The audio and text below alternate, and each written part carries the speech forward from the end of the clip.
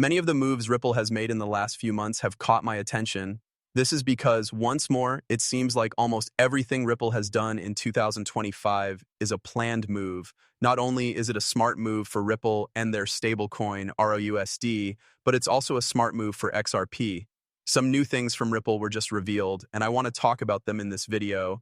After that, I'll talk about how it all relates to XRP. The first post will be from Ripple and will be made public on the 12th. We are proud to have Singapore's Deputy Prime Minister and the Managing Director of the Monetary Authority of Singapore visit our booth at the 10th Annual Singapore FinTech Festival to learn more about our business and how we're getting customers in APAC. Singapore continues to be a leader by having clear rules and laws about digital assets.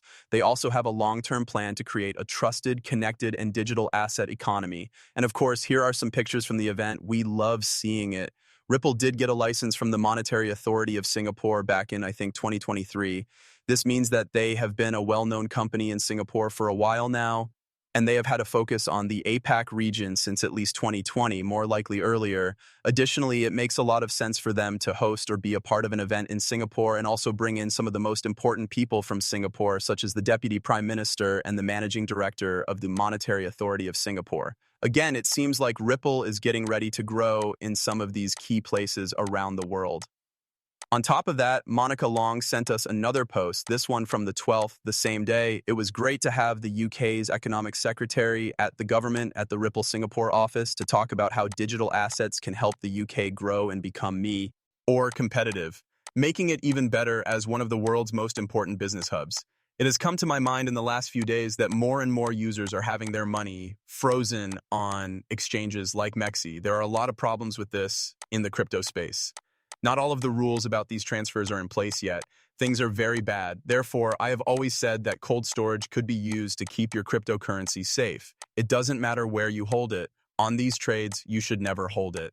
Now, I will say that iTrust Capital does have a premium custody account that gives you custody at the level of an organization. This business is based in the US and offers live customer help and support. This site lets you buy and sell crypto 24 hours a day, 7 days a week. It is a closed-loop system that is very safe and has low fees.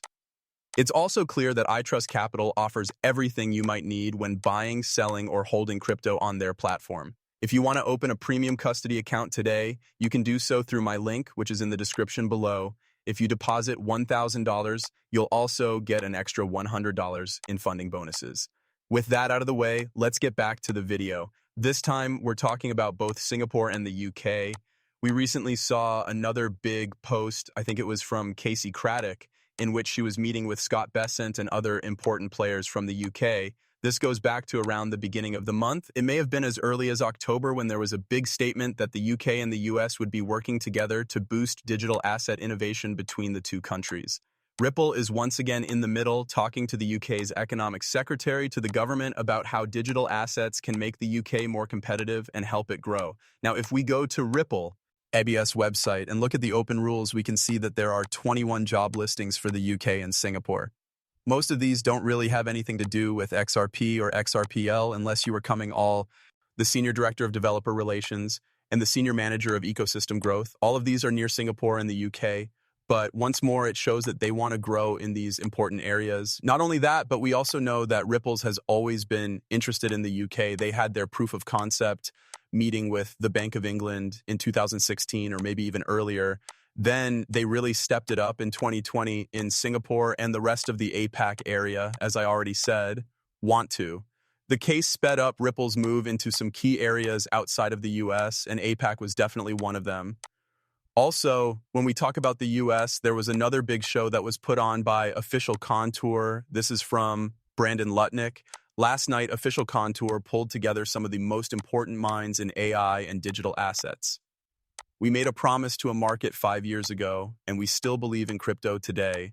We are in the middle of that area.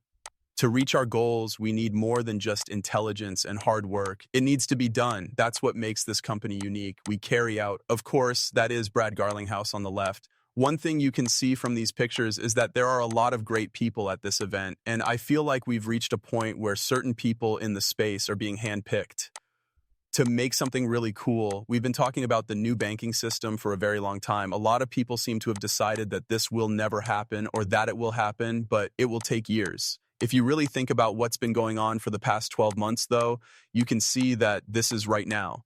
It's not going to happen later. It's not going to happen this year or in 2 years. It's already happening, and it will only speed up from here on out. The birth of the new banking system is happening right now, and it's going faster than we ever thought possible. Of course, it's because of names like Ripple.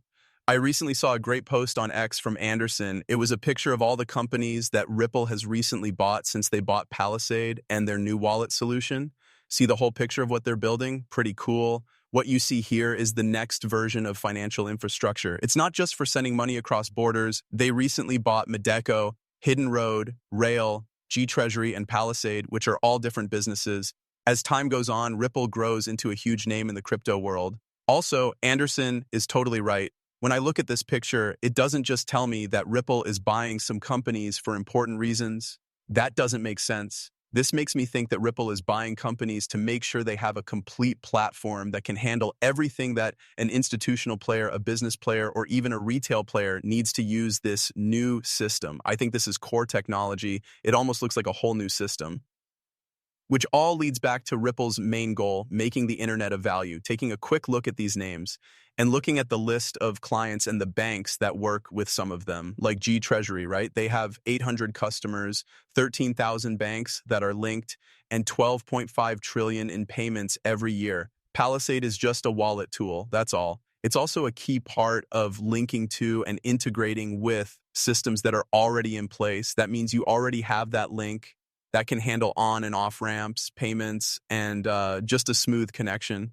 Then you look at Rail, which is a full-on stablecoin platform that lets ROUSD grow 100%. This does, however, handle more than 10% of the stablecoin B2B payments market in 2025. The tool is also used around the world, a big part of the stablecoin boom. The last one is Ripple Custody, which was first called Medeco. I think that pretty much says it all, right? There will need to be a custody tool for. They want to have RWAs. They want to keep whatever they need to keep safe on a platform for control. That's what Ripple Custody does. Last but not least, there's Hidden Road, also known as Ripple Prime. They are going after some of the biggest businesses out there, like the FX market, with 300 institutional players who have $3 trillion in cash on hand so far. Derivatives are also being aimed at. I mean, things like payments, institutional processes, and so on. All of these things can be used to make a lot of money. This is why I keep saying that everything Ripple does is to create a single site where big companies can use this new technology. And everyone will say, I don't see any XRP. So XRP doesn't do anything, right? No, XRP is the most important thing. Brad Garlinghouse recently said this was true at Ripple Swell. These are two movie clips. This one is the North Star. Then there's another one. Take a look at this from Riz XRP. Well, XRP is what Ripple is all about. I feel like I have to say this over and over again, but it's true. We really care. It's what we call our North Star. We want to do things that are good for the XRP community, though. We want more people to believe in XRP. Our goal is to make XRP useful. We want to spread out the XRP market. Every time we buy something, we think it will help us do those things in some way. On top of that, there's this one, the bridge. After hearing it from Brad Garlinghouse again, we know for sure that XRP is their North Star. It's what they do at their core. They want to make sure that XRP is the safest and most stable digital asset that big players can trust. I don't mean safe in terms of value, but XRP is an important part of the system. The bridge is also over here. Look at this. Yes, it's a very interesting time. Yes, you've changed a lot in the past year, though. We've talked about all of that since we met at Swell in Miami. I'm going to quickly list some things that Ripple has done in the past year. Hold on tight. You guys put out a stable coin. You got 2 custody platforms, a payments platform, and a treasury software provider. A prime dealer also applied for a national bank charter and a Fed master account. Does this mean that Ripple wants to become a full-service bank in the long run? If not, what do you see as Ripple's long-term goals now? That's a good question. We already said that how much has changed is very big. I think it's a good thing that Ripple has always been focused on one area, the infrastructure side of things. Sure, there have been times when we've wanted to go into other parts. Well, here are some cool user apps that I found interesting. To be honest, the conversations have gone well. You should know that Coinbase, Kraken, and Binance have all done well. No, we